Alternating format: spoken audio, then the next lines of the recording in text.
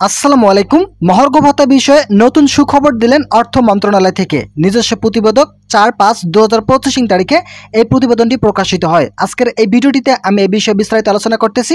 আলোচনা করার পূর্বে এখন পর্যন্ত যারা আমাদের এই চ্যানেলের নতুন সদস্য আছেন তারা অবশ্যই চ্যানেলটি সাবস্ক্রাইব করে পাশে থাকা বেল আইকনটি অল করে দিন।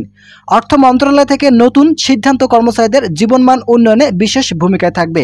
এই নতুন উদ্যোগ বর্তমান কর্মচারীদের নতুন সুযোগ। ১৪ লাখ সরকারি কর্মচারীরা তাকিয়ে আছেন প্রধান উপদেষ্টা এবং অর্থ উপদেষ্টার দিকে। প্রধান উপদেষ্টার পরেই ক্ষমতাধর ব্যক্তি হলেন অর্থ উপদেষ্টা।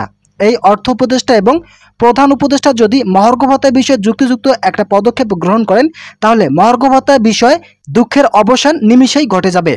বর্তমান বাংলাদেশের অর্থনৈতিক অবস্থা অনেকটাই ভঙ্গুর। সেই দিকগুলো বিবেচনা করে হয়তো মহার্ঘ ভাতা দিতে হিমশিম খাচ্ছেন অর্থ মন্ত্রণালয়।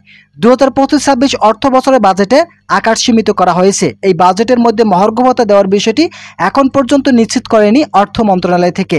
তবে আমরা বিভিন্ন গণমাধ্যম থেকে যেটা জানতে পেরেছি যে মহার্ঘ ভাতার জন্য নতুন কিছু পদক্ষেপ আসতে যাচ্ছে অর্থ উপদেষ্টা থেকে। যদি এ ধরনের কোনো সিদ্ধান্ত উপদেষ্টারা নিয়ে থাকেন তাহলে কর্মচারীদের খুব উপকারে আসবে। আমরা আশাবাদী হয়তো সরকারি কর্মচারীরা তাদের ন্যায্য দাবি মহার্ঘ ভাতা খুব দ্রুত সময়ের মধ্যে পেয়ে যাবেন। এই আশা ব্যক্ত করে আজকের এই ভিডিওটিতে আমি এই বিষয়ে বিস্তারিত আলোচনা করলাম। আশা করি এই ভিডিওটি থেকে অনেক উপকার পেয়েছেন। যদি উপকার পেয়ে থাকেন তাহলে অবশ্যই চ্যানেলটি সাবস্ক্রাইব করে পাশে থাকা বেল আইকনটি অল করে দিন।